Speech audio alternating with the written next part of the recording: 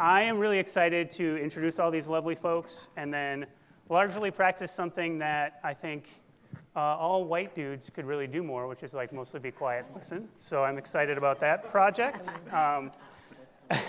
So I welcome those like me to join me.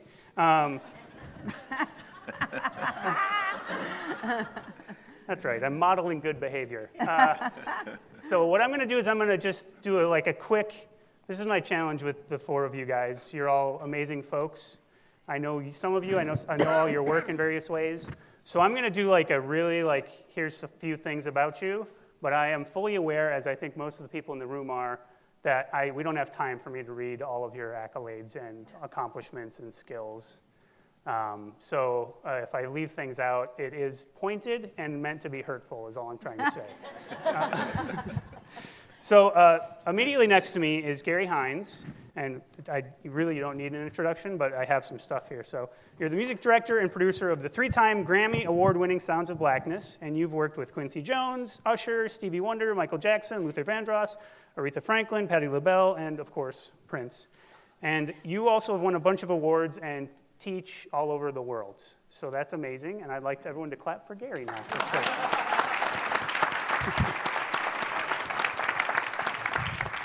Also, thanks. You guys sat in order of how I have these here. This is really nice. I don't know how that worked. Going great so far. Next to Gary is Jana Shortal. She's worked as a reporter for Care 11 for a dozen years, working on a baker's dozen now. You have a deep affinity for Destiny's Child, based on my research? Beyonce. Okay, Beyonce. I'm sorry. I mean, so. It grows and shifts. Yeah. And I don't know if this is accurate. You are a thoughtful and outspoken person in the world, despite often being told that reporters should be less human. That's what I've written down. You can tear that apart if you'd like. I didn't write that. Then we have Nancy Lyons. She's the owner and CEO of Clockwork, co-author of interactive project management, Pixels, People, and Process. And there's a new book coming out by Nancy called How to Win at Business by Being Nice to Humans. I'm very excited about that. Nancy serves on many boards and also is a lot of people that I know's guru, even though she doesn't necessarily take that on herself. But people just listen to Nancy. So let's hear for Nancy as well. And then at the far left is Toni Blackman, the first United States hip-hop ambassador. You're a teaching artist at Carnegie Hall. You were a Dove for Real Woman in 2012. You shared the stages with Erykah Badu, The Roots, Vernon Reid, Sarah McLachlan, Yazine Bey, and you have a new book coming out later this year called Wisdom of the Cipher, and you also give a lot of talks and performances around the cipher, which I think some people know, but I'd love to just take a moment to have you unpack what that actually is for some folks as well. So let's hear it for Toni as well.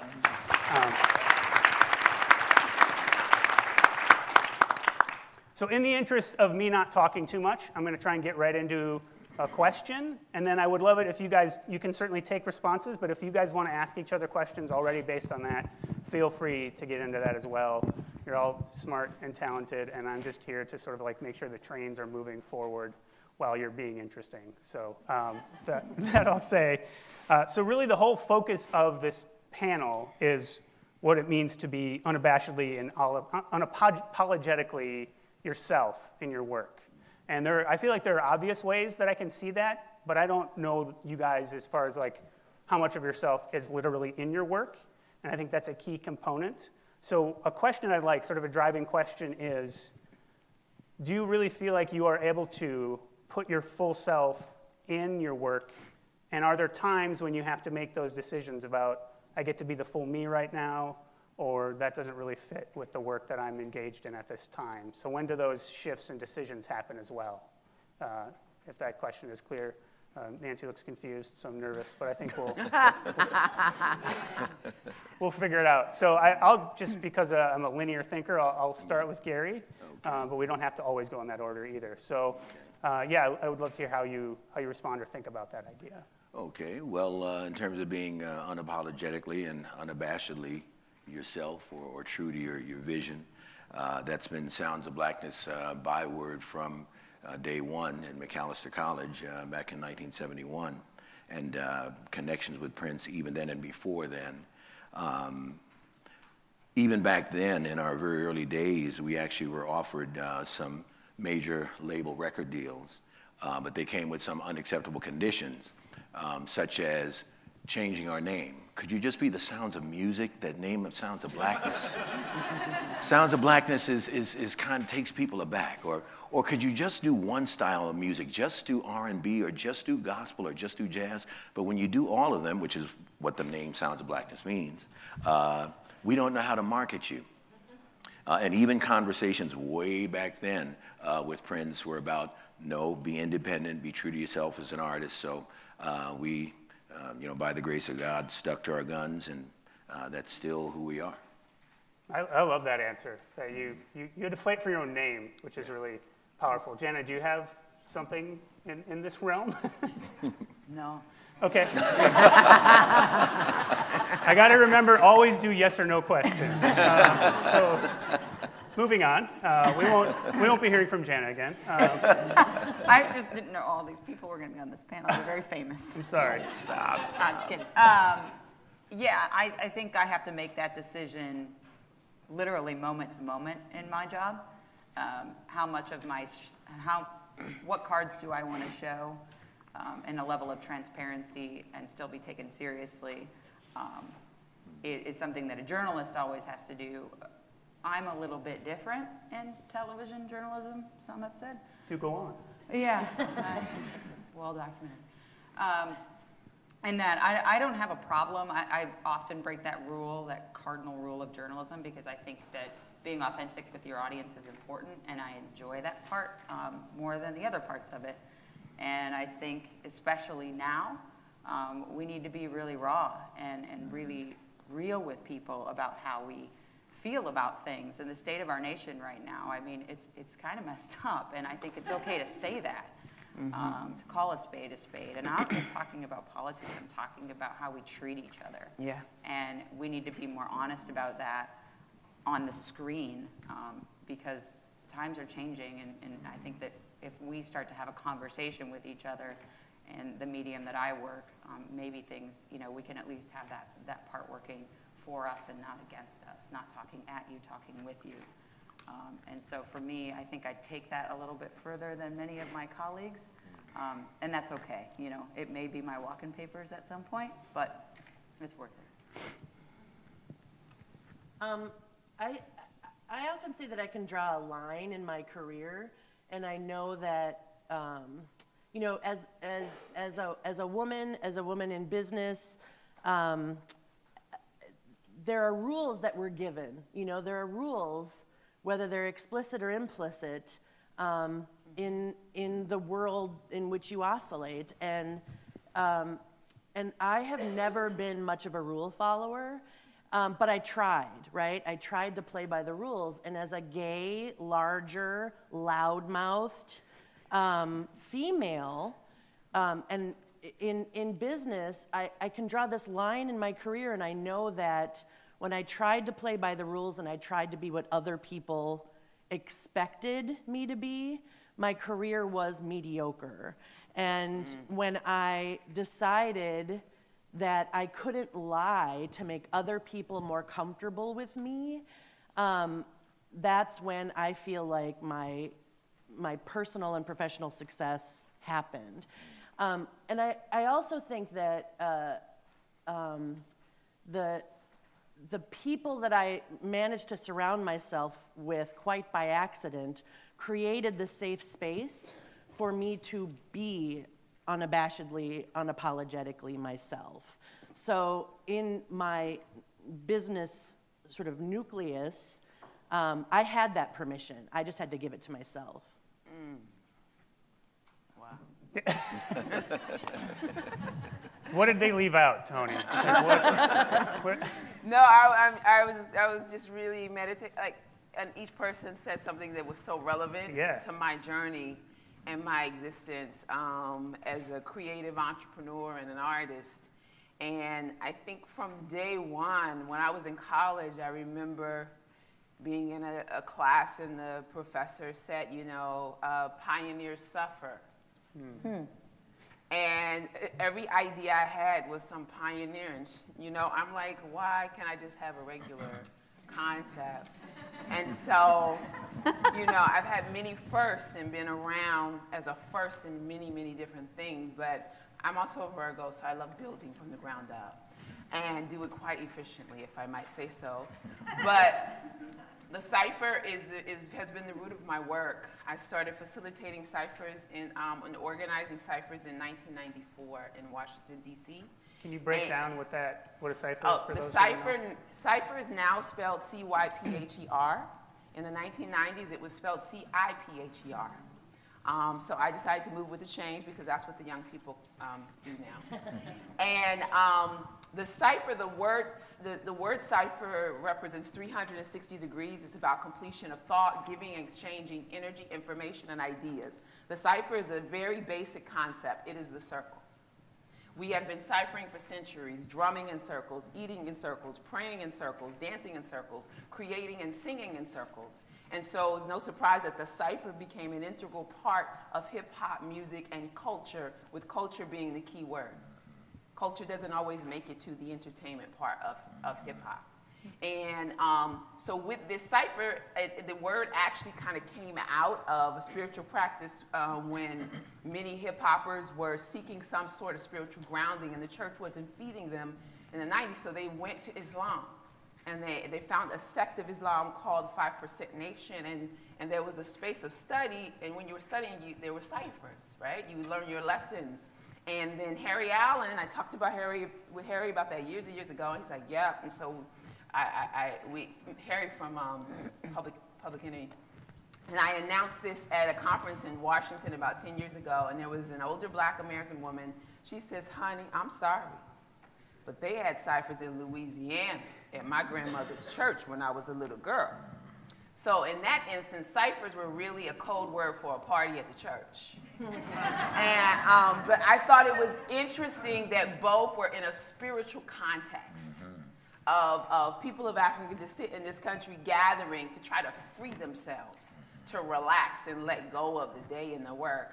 And so I've been passionate about ciphers for many years. I was actually afraid of becoming the cipher lady because I was doing a lot of schools and the kids would say the cipher lady is here. And I'm like, I don't want to be the cipher lady. But when I surrendered to it, my life started to work. You know, I've gotten fellowships and support. But in the same end, as an artist, as an Emcee, as a hip-hop artist and a spoken word artist and a performer, I have friends who are really friends in the industry who literally cursed me out for doing cipher work. They said, you have real talent. What's your effing problem? Stop this cipher BS, this underground hip-hop BS. Like literally in my face. And so although I knew how profound it was in my heart and my gut, and I was unapologetically doing it, there was always a part of me that didn't fully own it, which is why it was still so under the radar. As long as I was getting some funding and I was making an impact and I saw lives being changed, I was kind of cool, but I'm not cool anymore. So, but that's cool now, not being cool. So it's in a new space. So I just want to make note that you'll see ciphers on YouTube and on TV, and the word is being used. And what you're witnessing are really open mics, kind of influenced and shaped out of the cipher experience, but they're not actually ciphers. If you're not gathered and vibing with each other, if I'm not responding to what Nancy says and then rocking off of what Gary gave, it's not a cipher. There has to be an exchange of energy and a certain kind of listening for a cipher experience to occur. And there's also energy present, where you vibe. You know how someone gets open and you don't even have to say nothing, but now you open too. That's a cipher. I would love to, I think that's a fun goal, to try and create giant steps today to feel like a cipher. We should have a circle. And I think Jay Smooth, he can set it off. Yeah, exactly. Let's put all the weight on Jay to make it work. There it is. You bring in someone fancy, they got to make everything happen.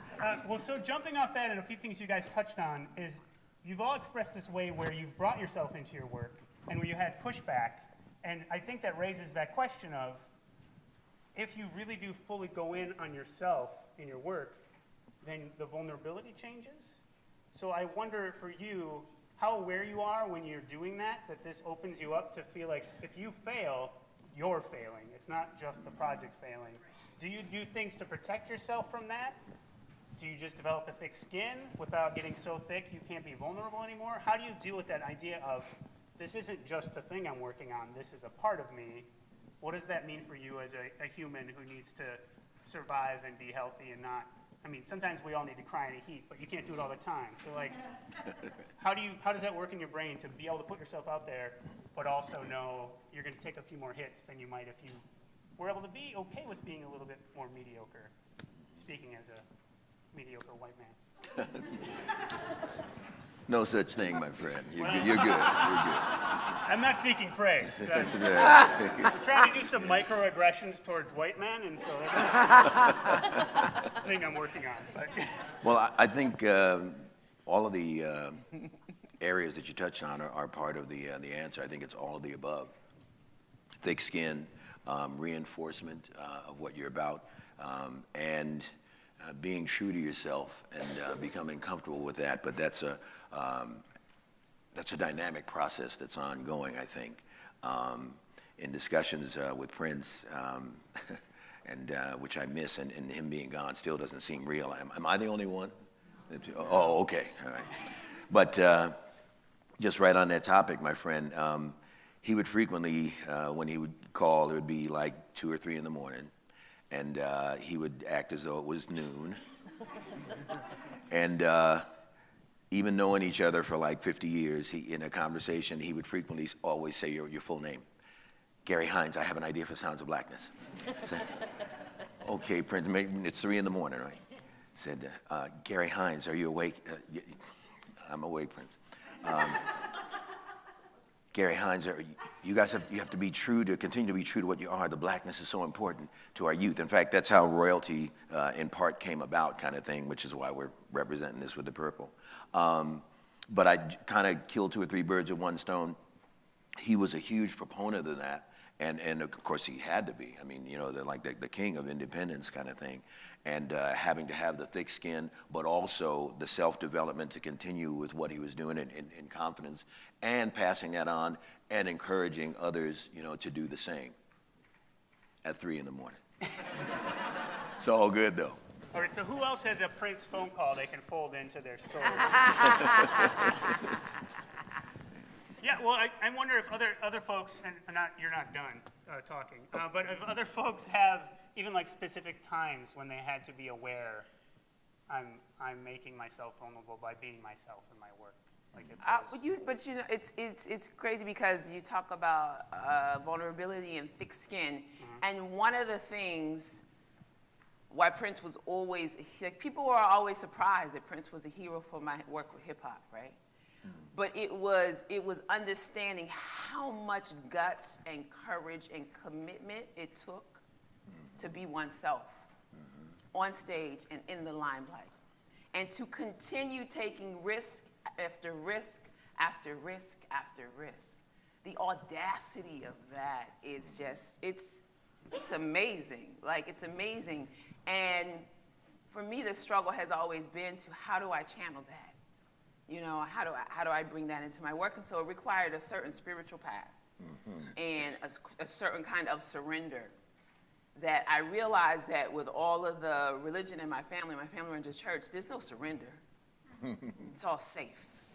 It's all predictable. It's all comfortable. It's also that Nancy won't talk about you on Monday, right? It's all of those things. And so I discovered, too, that vulnerability, that in that vulnerability, it made me softer. I do a lot of freestyling in my cypher workshop, and I'm an advocate of improvisation, and I've worked with older artists and singers and musicians who've taught me a lot about improvisation. To get really open, you have to be completely naked. And what it did was it opened me up to all kind of stuff. I toured with trombonist Craig Harris at one time and came back off the road from freestyling every night. And then I felt fingertips on my shoulders for 2 weeks. And it was the first time I understood why artists go crazy, why artists get high, and why artists seek out drama in their relationships as coping mechanisms, because you need some kind of cushion. And I don't even eat sugar or dairy. You know, like, I don't have a vice. So I was really messed up, and it shut me down for about 5 years creatively. Pure mediocrity, just whackness all the time. Now the audience would clap, but I knew I was like mediocre. But I was afraid to go there again. To go there. And I think most people in the room know what I mean when I say go there. Yeah. Are you looking for a best friend? Every time. Every time. I'm just curious. We can talk. Sorry, Gary, I saw that It's one. all good. It's all good. That was really vulnerable, Nancy. I thought so, and also I asked for what I wanted. What's going to happen that was my giant step right there.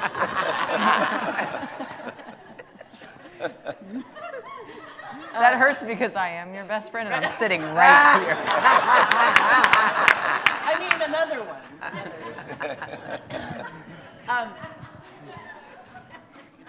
Go ahead. No, please do. I'm here, I might as well stay. I think I was born with zero choice around vulnerability. I sat in a meeting yesterday and somebody told me that I'm intimidating. And I hear it all the time. And I find that fascinating because I feel like I wear my absolute authentic self on my sleeve all the time, much to the detriment of myself, sometimes to the detriment of my dear friends and colleagues. I don't have a choice. So I cry. You know, I had a staff meeting this week and I said to my staff, I thought I was gonna have a staff meeting without crying because the last two I cried. So it's not about struggling with the vulnerability because I have no choice. That's who I am. And I think the truthfulness that forces from me is what catches everybody off guard. Like, I think sometimes vulnerability is being your true large, in my case, spirited, you know, sometimes rambunctious, sometimes obnoxious, sometimes, you know, forceful self. I think we're all used to sort of tempering, you know, our culture, our society tells us, keep it down, keep it down, sit down, you know, sit down, keep your head down, get in line, wait for your turn, you know, don't talk so loud, don't be so excited, don't. And those are all, again, rules that I really struggle with. So for me, I simply have no choice. And sometimes, you know, not as much anymore because I'm getting old and I don't care anymore. But for a long time, right? It's like you hit a certain age and you're like, you don't like it? Don't look. You don't want some of this? You don't gotta have it. But you know, in my youth, I lost sleep. Yeah. Because I wasn't like everybody else. But you know, I saw Gloria Steinem last night at the Talking Volumes, Carrie Miller's Talking Volumes at the Fitz, and she made a point that just resonated with me, and it was the thing that sort of kept me up last night, and that was, we all need to celebrate the unique and marvelous miracles that we are, because there was never anybody like us before, and there will never be anybody like us again. And that is the truth. That is, and so, you know, I'm gonna hug my vulnerability all the way home. I feel warmer.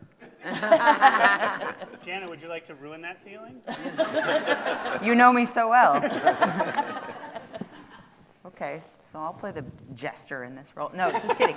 Yeah, to piggyback kind of off what Nancy said, I think I exhausted myself to a point of near extinction of my own self by trying to be someone else for so long that I got to this brink. I wish I would have gotten to it sooner, where I realized that everybody else was taken, the old adage, so just be yourself. But all of those rules that you talked about, in order to be myself, I would have to break all of them every single day. And that seemed really uncomfortable.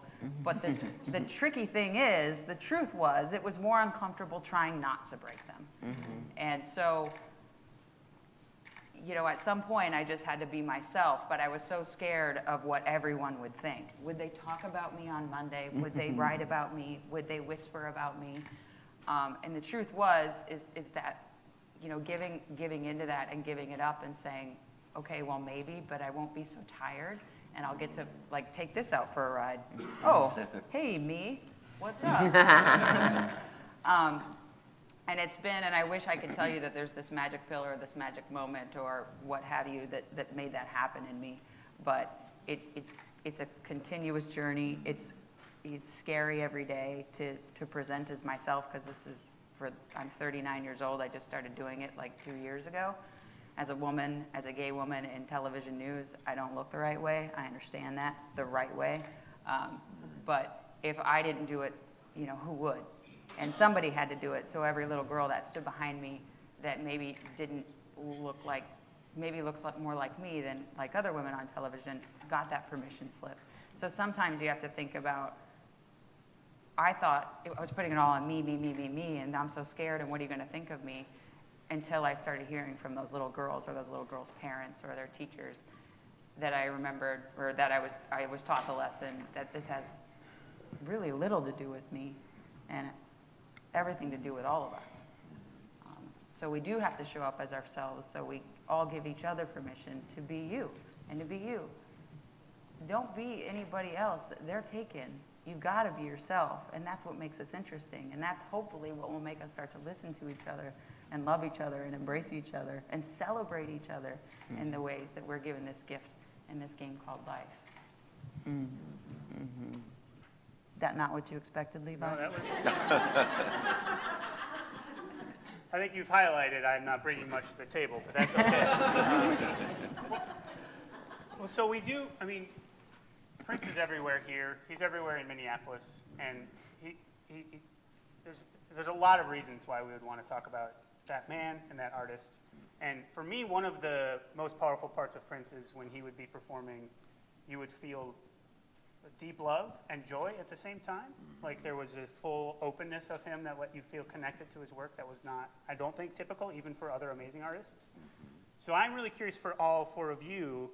I think part of how you are yourselves in your work and have no choice but to be yourselves in your work opens you up to connect with collaborators more, with audiences or other folks who are somehow hooked into your work. So I would love if you guys can talk about experiences where you felt those connective tissues of joy or love because you were able to be who you are while doing the work that you're doing. And it can be in small ways, it can be in large ways, but I wonder if you guys have any stories or experiences that are specific to that idea and connecting in that way. Probably too many. Okay. In terms of that connectivity, my friend, going back, our family, the Hines family, had just moved here to the Twin Cities from Yonkers, New York. And so it was like mid-'60s. And then as I went to Minneapolis Central High School and was in the band there, you know, percussion and drums, my favorite things. And the relevance of that is that Minneapolis Central High School and Bryant Junior High School, which is now Sabathia Community Center, their music and their sports programs interacted quite a bit. You might say, what does that have to do with your question? Well, as my North Carolina side of the family would say, I'm fixing to tell you. Okay? Being at Minneapolis Central High School in the band and on some of the sports teams, all of a sudden these rumors started to circulate when I was a senior about this dude at Bryant Junior High that was a beast on every instrument. It's like, yo, what is this kind of thing? And then now that he's got this band, but not only that, but he's a monster basketball player, even though he's a short dude. You know? So long story short, there was always connectivity with Prince, both on his music and his athletic side, which were not unrelated. One of his favorite things that he would like to do, he had, you know, a hoop out at Paisley, and he would, in a minute, invite you, you know, to a little one-on-one. And, you know, it was always fun because if there was like celebrity, especially athletes or something out there that didn't know about his sports background, and here's Prince asking like a Shaquille O'Neal or something, you know, one-on-one, and they're like, yeah, right. And then, of course, he would take them to the hoop.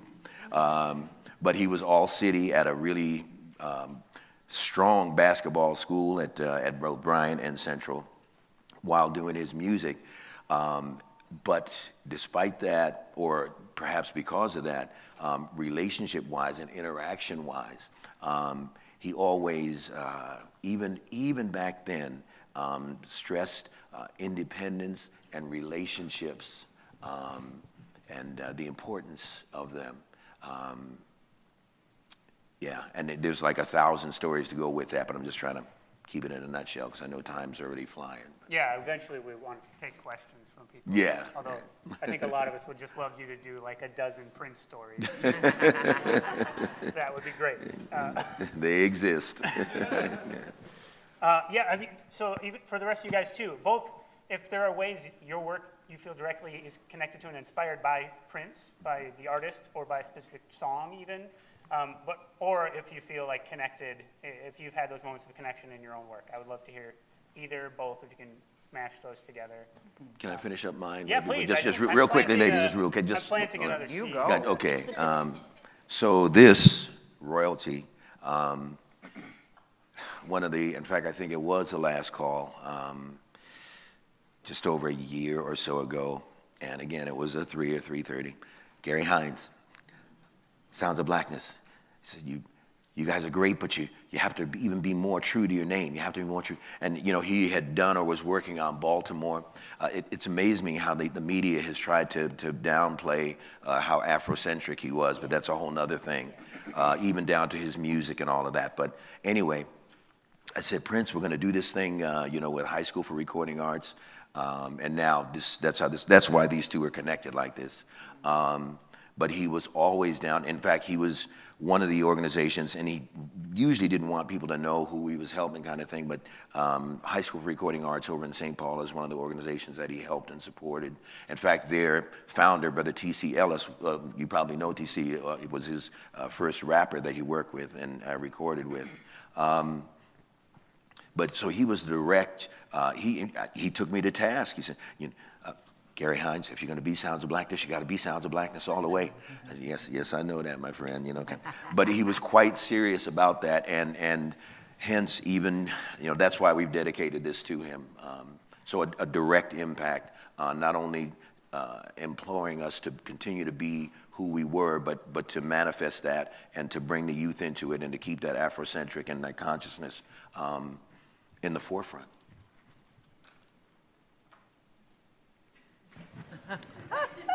Sorry, you're locked in.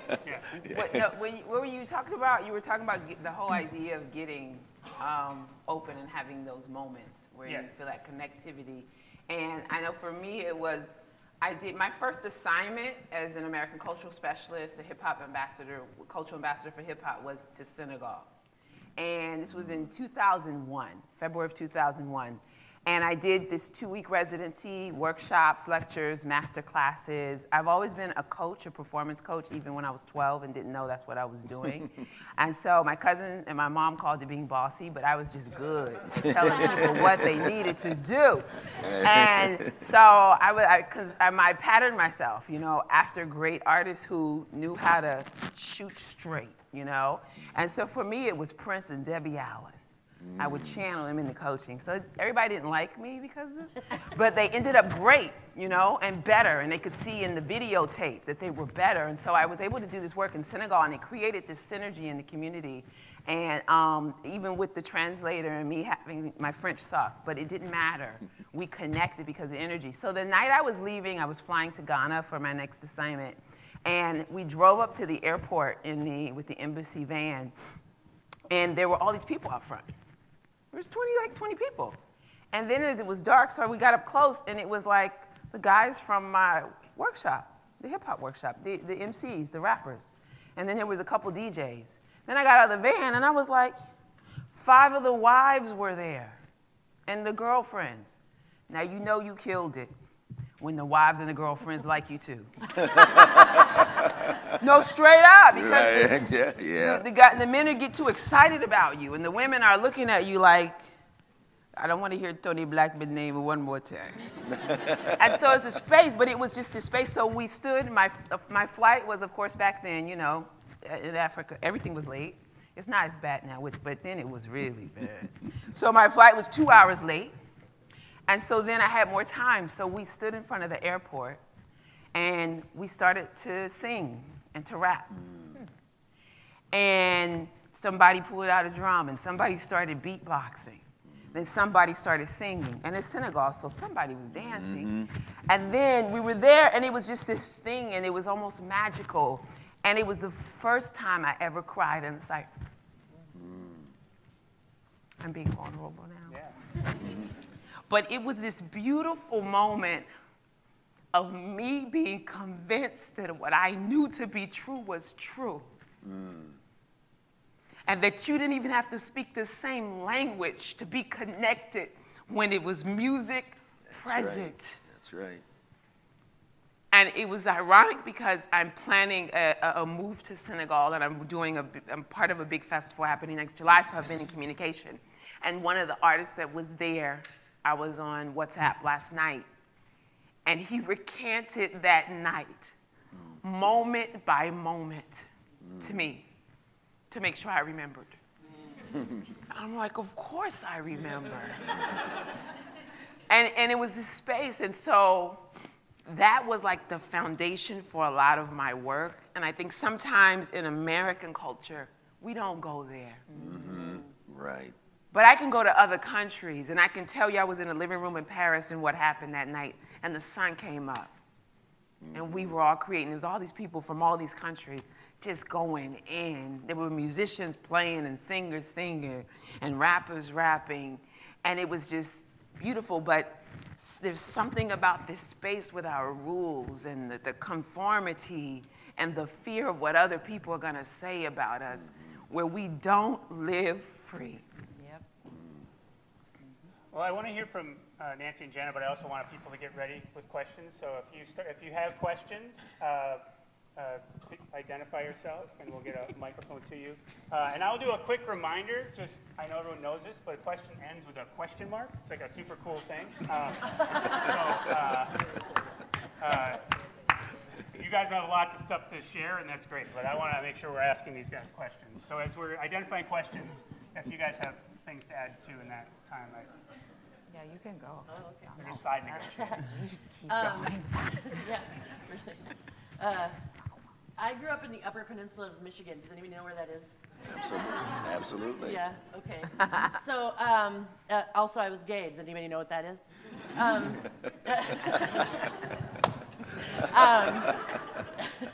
This is a great panel.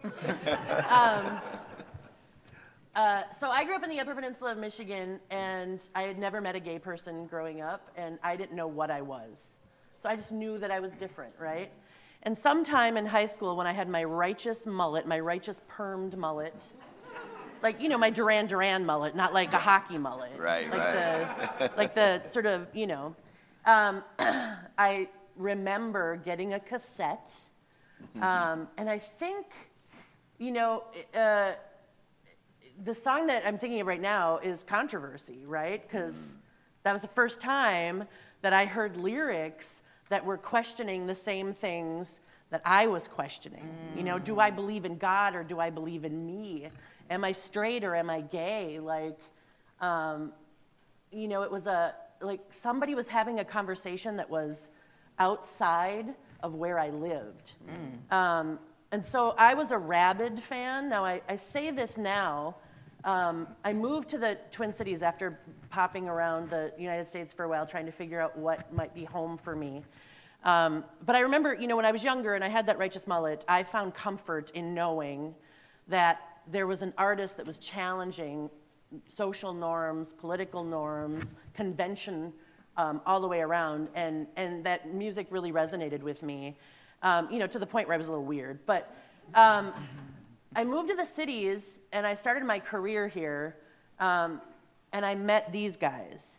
And I tried to downplay my rabid fandom But it's interesting to me because the connective tissue is, and you're gonna hear from my two business partners who are sitting here later on because they did work with Prince. But it was like that, so I met them, and I always say that meeting them was the thing that changed my life because I met people who made sense to me.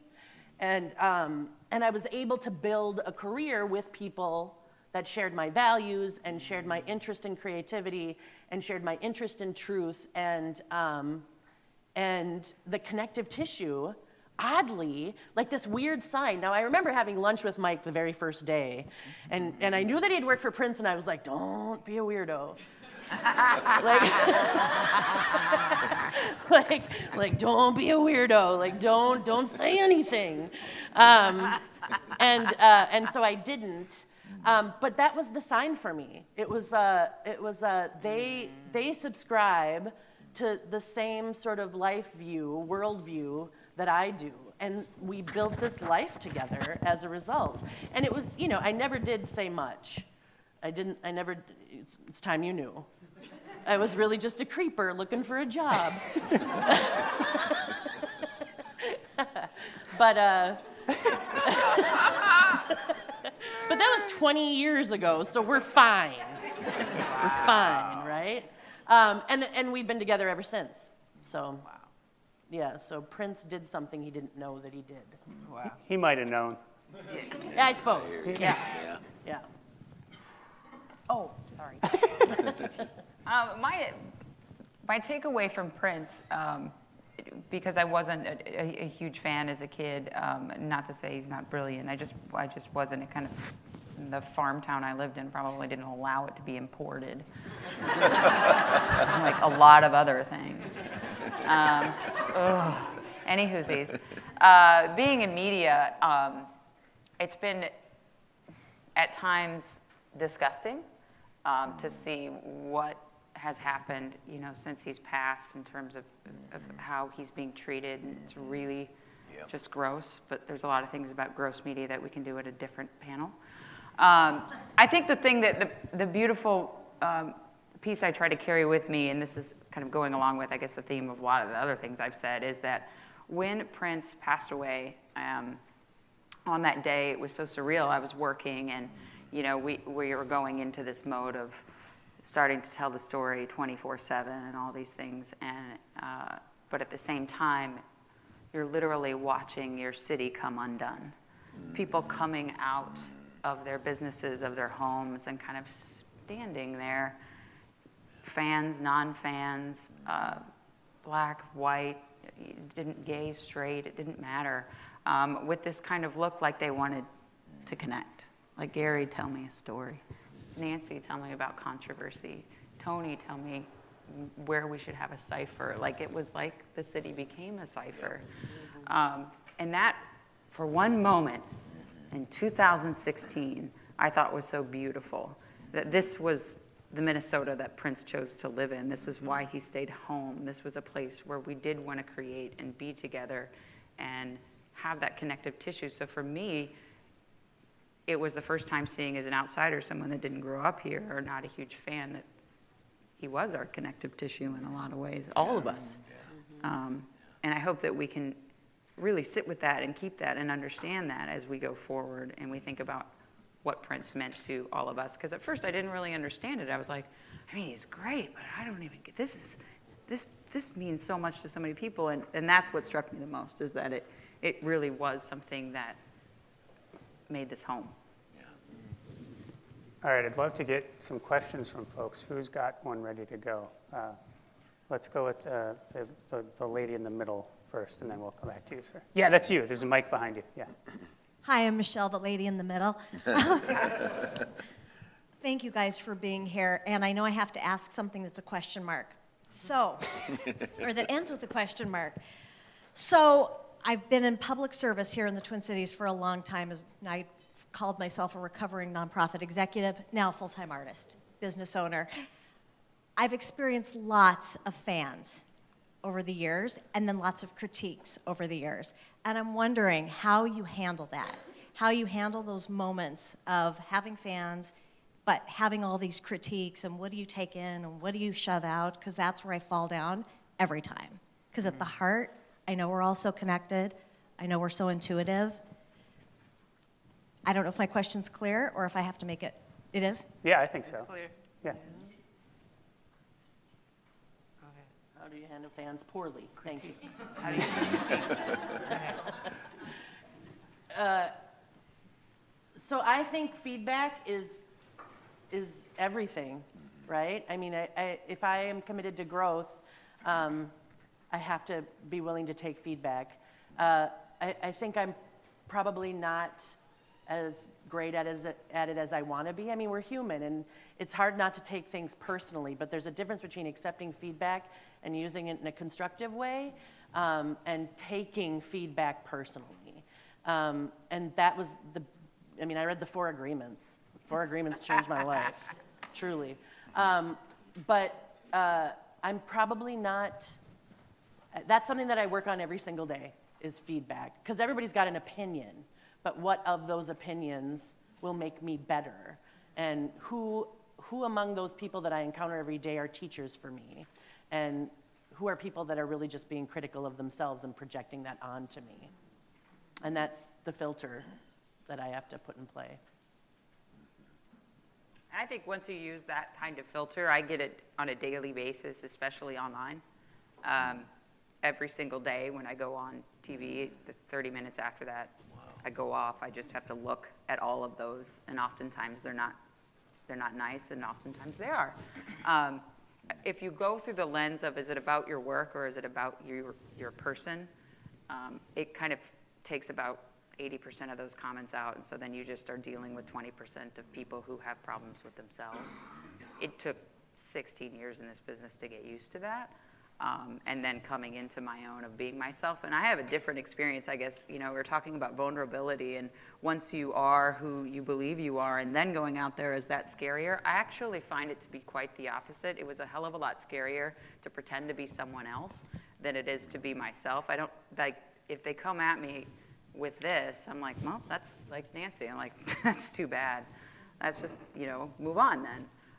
So, yeah, I think filter those through, and it's usually, if it's about your work, though, it can be extremely helpful. Mm-hmm. Well, let me just say one thing then. Okay. Jen, I've got some direct feedback for you. Okay.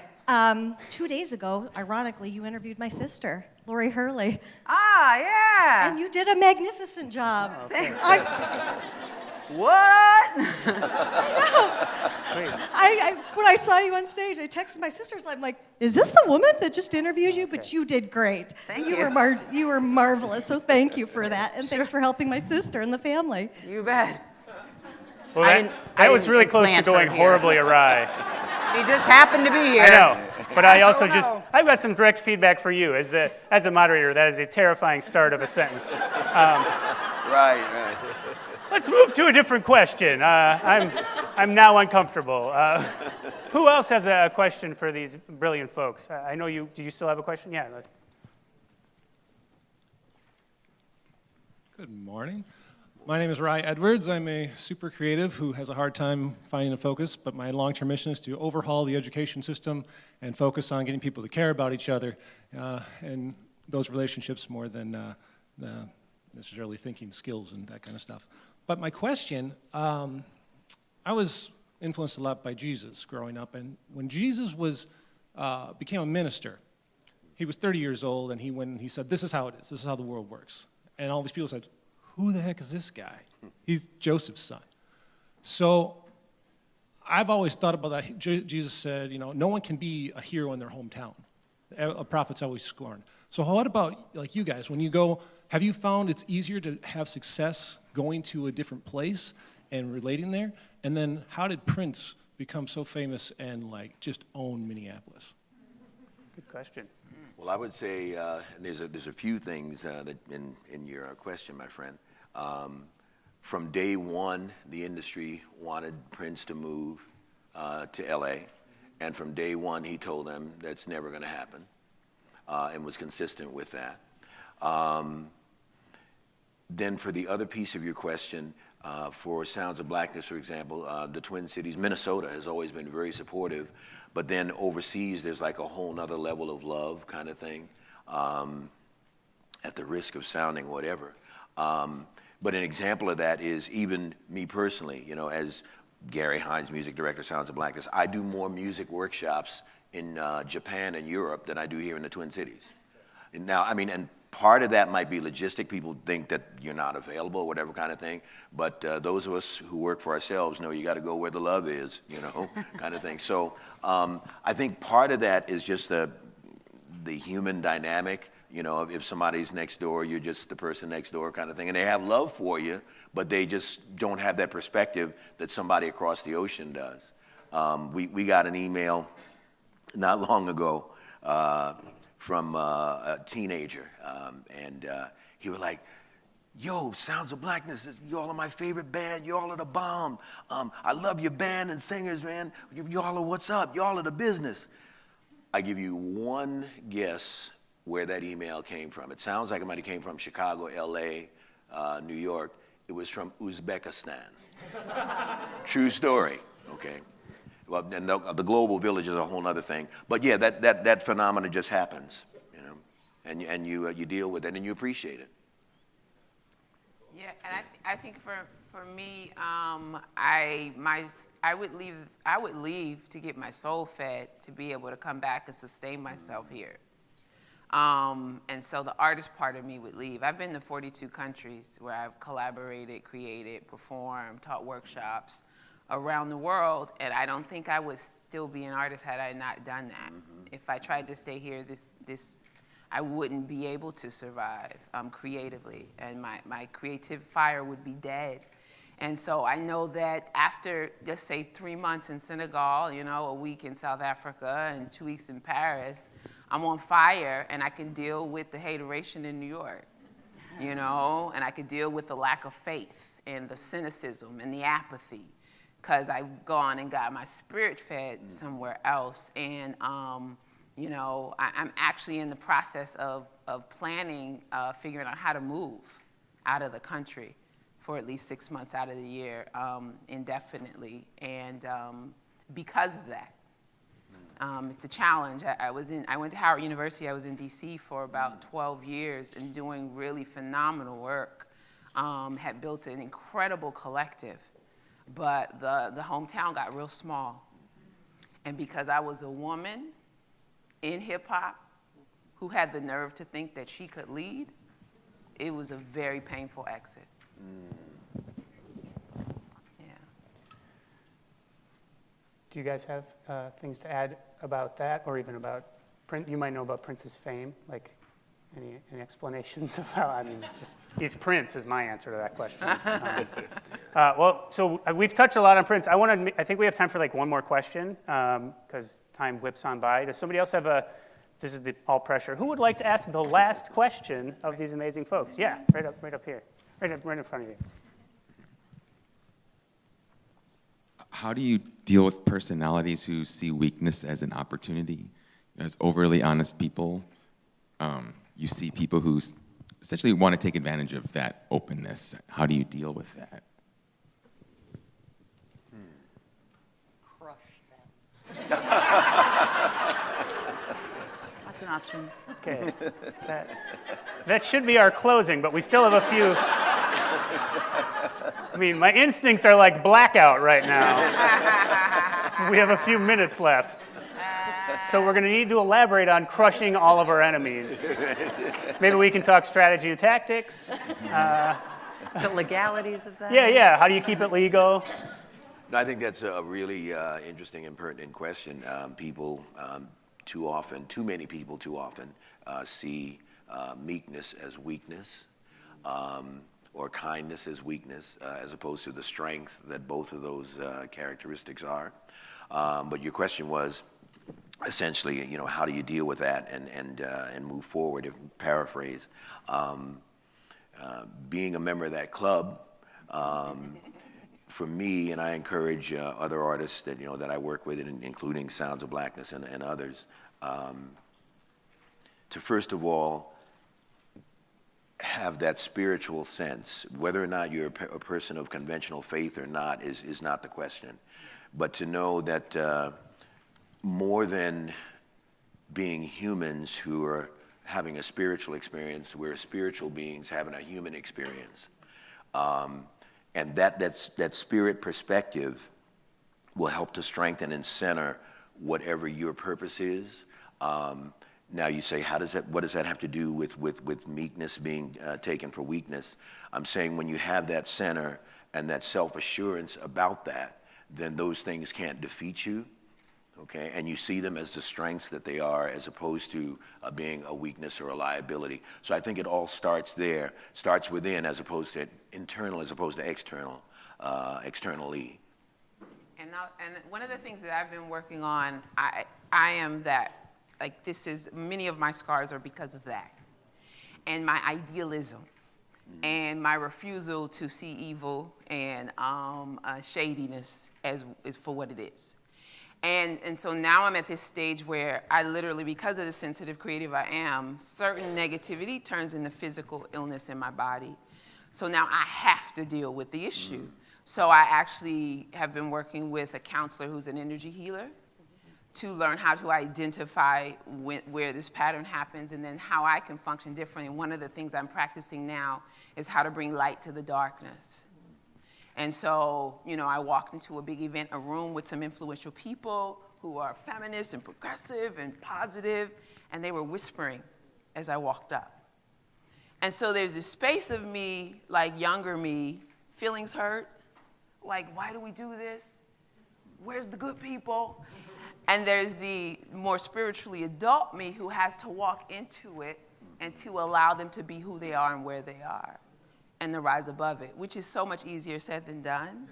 Yeah.